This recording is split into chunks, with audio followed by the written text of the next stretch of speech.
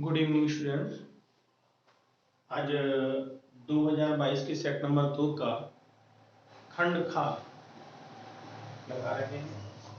देखिए, पहला प्रश्न इसमें खंड खा में प्रश्न नंबर 5 का दिया है कि प्रोपेनॉल है। प्रोपेनॉल क्या है? ऑप्शन दे रखे हैं C2H5OH, C3H7OH, ठीक है, C3H5OH या C3H6OH। तो प्रोपेनॉल अगर आप इस तरह से ना देख पाए तो सरल तरीका है, 3 कार्बन के साथ OH लगा लें, प्रोपेन प्लस OL हो गया। यहाँ पर हाइड्रोजन लगा लें, जितने बॉन्ड कम है, 3 और 1 4, 2 और 2 4, 2 और 2 4, ठीक है। क्या हो गया? C3 3 तो 5 और 2 7, C3H7OH, ठीक है। तो ऑप्शन कौन सा हमारा सही होगा?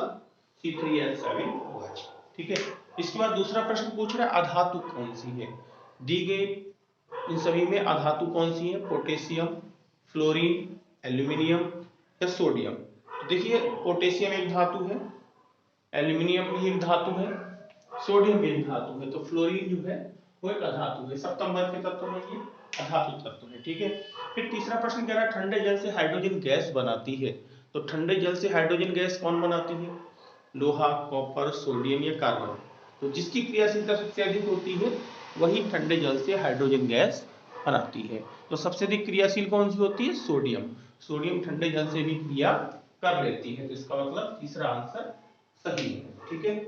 इसके बाद प्रश्न नंबर 6 देखिए।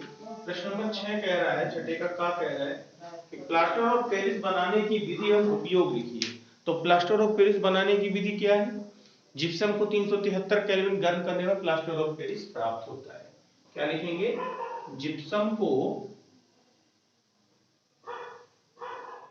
373 केल्विन या 100 डिग्री सेल्सियस गर्म करने पर प्लास्टर ऑफ पेरिस प्राप्त होता है।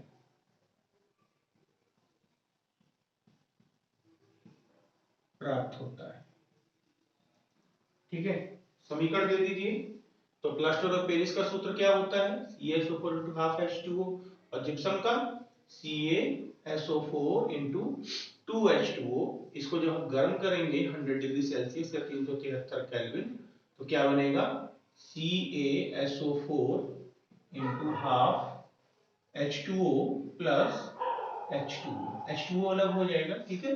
बैलेंस करने के लिए आप इसमें 2 का गुणा कर दीजिए, 2 का गुणा इसमें कर दीजिए, इधर 2 दूनी 4 H2O हो गया, इधर 1 हुआ तो 3 का गुणा इसमें कर दीजिए, ठीक है। इस तरह से ये बन जाएगा आपका plaster of Paris. Plaster of Paris, ठीक है, ये आ जाएगा। इसका उपयोग पूछ रहा था। तो प्लास्टर ऑफ पेरिस का उपयोग क्या होता है? किसमें उपयोग करते हैं? घरों की साज सज्जा में, ठीक है, घरों की साज सज्जा में, और टूटी हुई हड्डियों को जोड़ने में प्लास्टर के रूप में, मूर्तियों, सांचों तथा मॉडल आदि के निर्माण में, ठीक है। इसको लिख लीजिएगा। इसके बाद छठे का खा देखिए। खा क्या कह रहा है कि रेडॉक्स अभिक्रिया को उदाहरण द्वारा समझाइए। तो रेडॉक्स अभिक्रिया ये पिछले सेट में भी आया था, हमने आपको पिछले सेट में बताया था कि वह अभिक्रिया जिसमें ऑक्सीकरण तथा अपचयन की क्रियाएं एक साथ होती हैं रेडॉक्स अभिक्रिया कहलाती है, ठीक है। वह अभिक्रिया जिसमें ऑक्सीकरण तथा अपचयन दोनों की क्रियाएं एक साथ होती हैं रेडॉक्स अभिक्रिया कहलाती है, ठीक। तो इस तरह की अभिक्रिया जिसमें ऑक्सीकरण भी हो रही है और अपचयन भी हो रही है, दोनों क्रियाएं एक साथ होती हैं, उसको क्या कहते हैं? रेडॉक्स अभिक्रिया, ओके, ठीक है। अब अगर इसका उपयोग देखते हैं तो संक्षारण रेडॉक्स अभिक्रिया के एग्जाम्पल हो सकता है ZnO, जिंक ऑक्साइड को जब कोक के साथ गर्म करते हैं तो क्या बनता है? Zn+CO। तो यहाँ देखेंगे आप जिंक ऑक्साइड जिंक में परिवर्तित हो रहा है, यानी इसकी ऑक्सीजन में कमी हो रही है, तो इसमें क्या हो रहा है? अपचयन हो रहा है। क्या हो रहा है? अपचयन, ठीक है। और जबकि कार्बन के साथ ऑक्सीजन में वृद्धि हो रही है, तो इसका क्या हो रहा है, ऑक्सीकरण यानी उपचयन। उपचयन, तो यहाँ पर ये एक रेडॉक्स अभिक्रिया है जिसमें एक पदार्थ का ऑक्सीकरण और एक पदार्थ का अपचयन, दोनों चीजें एक साथ हो रही है। ठीक है, तो हम इस प्रकार से लिख सकते हैं एग्जाम्पल कि ZnO plus C, that for Zn plus CO। CO क्या है, कार्बन मोनोऑक्साइड। ठीक है, ये जिंक ऑक्साइड और कार्बन मोनोऑक्साइड। इसके बाद अगला प्रश्न कह रहा था कि मेंडलीव के आवर्त नियम तथा इसकी सारणी की दो विशेषताएं लिखिए। तो मेंडलीव का आवर्त नियम ये लास्ट चैप्टर में भी था, अच्छा प्रश्न है, बार बार पूछा जा रहा है और इम्पोर्टेंट भी है, पूछा जाता है मेंडलीव का आवर्त नियम और आधुनिक आवर्त नियम। तो मेंडलीव आवर्त नियम क्या है, इस नियम के अनुसार तत्वों के भौतिक और रासायनिक गुण उसके परमाणु भारों के आवर्ती फलन होते हैं। क्या लिखेंगे, इस नियम के अनुसार, ये मेंडलीव के आवर्त नियम के अनुसार तत्वों के भौतिक और रासायनिक गुण उनके परमाणु भारों के आवर्ती फलन होते हैं।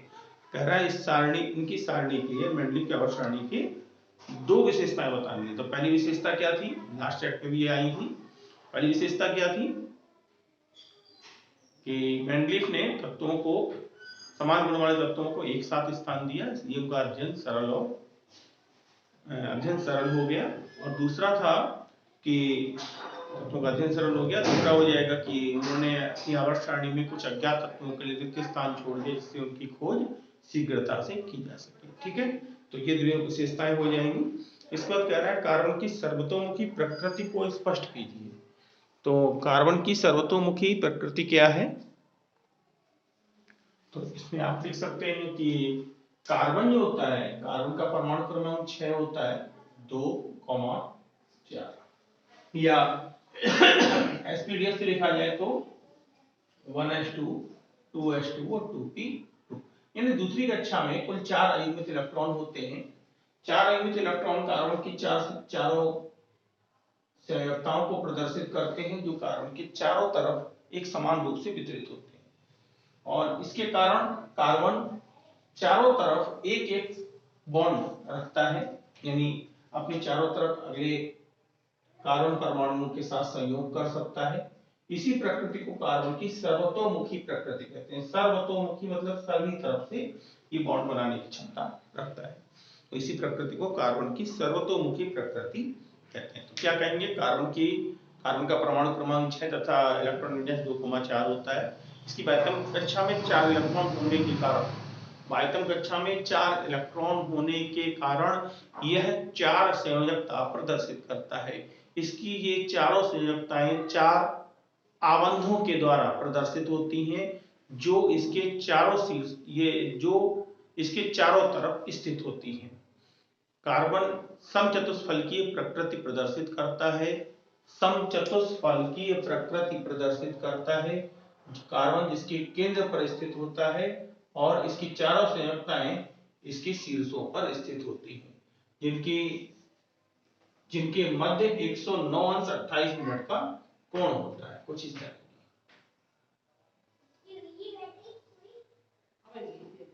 ठीक है, इससे ये कार्बन है, एक संयोजकता ये हो जाएगी, ये हो जाएगी, ये हो जाएगी, ये 4 बॉन्ड हो गए और इन प्रत्येक संयोजकताओं के मध्य 109 अंश 28 मिनट का कोण होता है। ठीक है, तो ये हो जाएगी कार्बन की सर्वतोमुखी प्रकृति। उसके बाद कह रहा है निस्तापन तथा भर्जन में अंतर बताइए। तो निस्तापन और भर्जन क्या है, निस्तापन क्या है, अयस्क को वायु की सीमित मात्रा में उसके गलनांक से कम ताप तक, वायु की अनुपस्थिति में उसके गलनांक से कम ताप तक गर्म करने की क्रिया निस्तापन कहलाती है।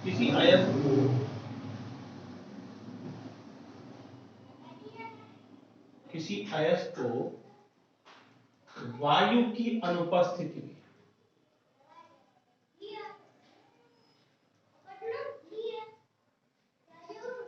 उसके गलनांक से कम ताप तक गर्म करने की क्रिया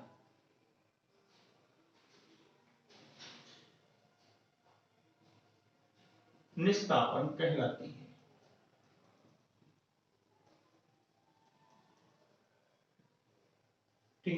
जबकि अयस्क में क्या होंगे कि किसी अयस्क को वायु की सीमित मात्रा में, यहाँ अनुपस्थित की जगह, इस अनुपस्थित की जगह हम लिख देंगे सीमित मात्रा में, सीमित मात्रा, सीमित मात्रा में इसके गलनांक से कम ताप तक गर्म करने की क्रिया, तो वो हो जाएगी भरजन। ठीक है, बस इतना सा अंतर है। तो अंतर पूछा गया तो अंतर बताएंगे आप कि निस्तापन में अयस्क को वायु की अनुपस्थित में गर्म किया जाता है, जबकि भर्जन में अयस्क को वायु की सीमित मात्रा में गर्म किया जाता है। ठीक है, यही इनमें मुख्य अंतर है। इसके बाद कार्बनिक यौगिक में ऑक्सीकरण की क्रियाएं लिखनी है। टिप्पणी पूछ रहा है कि कार्बनिक यौगिकों में ऑक्सीकरण विक्रिया। तो कार्बनिक यौगिकों में ऑक्सीकरण विक्रिया क्या है? कार्बनिक यौगिक ऑक्सीजन के साथ क्रिया करके ऑक्सीकृत हो जाते हैं। यह विक्रिया कार्बनिक यौगिकों की ऑक्सीकरण विक्रिया कहलाती है, जैसे एथिल अल्कोहल C2H5OH,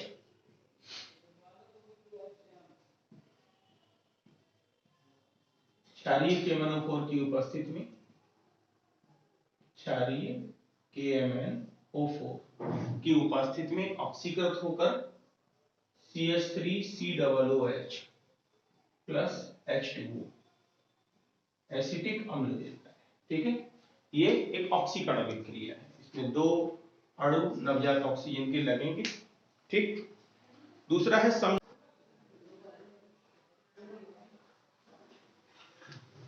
स्टूडेंट्स, बीच में वीडियो कट हो गई थी। अब जो लास्ट क्वेश्चन आपका हो गया था कार्बनिक यौगिकों में ऑक्सीकरण विक्रिया, उसी का आगे चलते हैं। और 8वें का खा प्रश्न है समजातीय श्रेणी। 8वें का खा समजातीय श्रेणी क्या है? तो समजातीय श्रेणी क्या है? कार्बनिक यौगिकों को उनके बढ़ते हुए कार्बन परमाणुओं की संख्या के क्रम में रखने पर प्राप्त श्रेणी समजातीय श्रेणी कहलाती है। कार्बनिक यौगिकों को उनके बढ़ते हुए कार्बन परमाणुओं की संख्या के क्रम में रखने पर प्राप्त श्रेणी सजातीय श्रेणी या समजातीय श्रेणी कहलाती है। आप इसमें एक एग्जाम्पल दे सकते हैं, जैसे हम अल्कोहल की कार्बन समजातीय श्रेणी बना रहे हैं। इस तरह से आप कार्बन की संख्या बढ़ाते जाइए। ठीक है, तो एक श्रेणी बन जाएगी, इसको कहेंगे समजातीय श्रेणी। इन सबकी जात यानी कि क्रियात्मक समूह सबका एक समान है OH, तो ये हो जाएगी अल्कोहल की समजातीय श्रेणी। इसके बाद अगला प्रश्न कह रहा है 8वें का गा, साबुन या अपमार्जक की निर्मलन क्रिया। तो निर्मलन क्रिया यानी स्वच्छीकारक प्रक्रिया है। स्वच्छीकारक प्रक्रिया क्या है कि साबुन को जल में घोलने पर साबुन का ऋणात्मक आयन RCOO दो भागों में विभाजित हो जाता है। इसमें R एल्किल समूह और COO कार्बोक्सिलेट समूह है। ये जल में एक विशेष प्रकार की संरचना का निर्माण करते हैं, जिसको मिसेल कहते हैं, जो साबुन के कणों को अपने केंद्र की ओर गंदगी के कणों को अपने केंद्र की ओर आकर्षित करती है तथा कपड़े से उसकी पकड़ कमजोर हो जाती है। इसे जल की धारा में धोने पर कपड़ा स्वच्छ हो जाता है। ठीक है, इसके बाद एथेनॉल की 4 अभिक्रियाएं पूछ रहा है।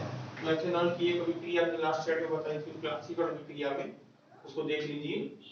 चलिए हम बोल देते हैं। तो पहला केवल रासायनिक समीकरण देनी है। तो पहला हो जाएगा C2H5OH एथिल अल्कोहल, सोडियम के साथ क्रिया करता है, सोडियम एथॉक्साइड देता है C2H5ONA प्लस हाइड्रोजन गैस देता है, इसको कहेंगे सोडियम एथॉक्साइड।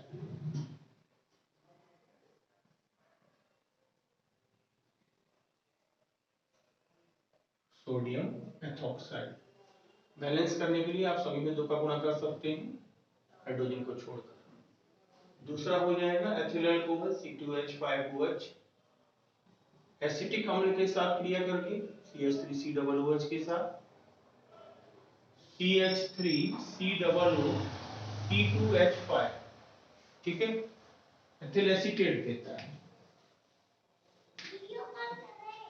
एथिल एसीटेट देता है और H2O बनाएगा। ठीक है, तो इसको लिख देंगे आप एथिल एसीटेट, एथिल एसीटेट। ठीक है। इसके बाद तीसरी समीकरण आप लिख सकते हैं कि एथिल अल्कोहल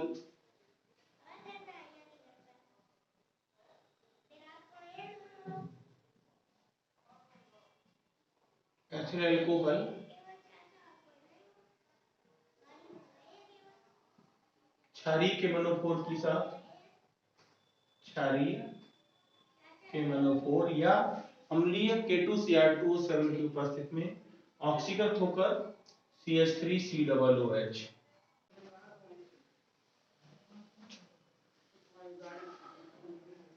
ठीक है, ये चार एथिल अल्कोहल के चार अभिक्रियाएं हो गई। इसके साथ तीन उपयोग पूछे थे, तो तीन उपयोग आप लिख सकते हैं।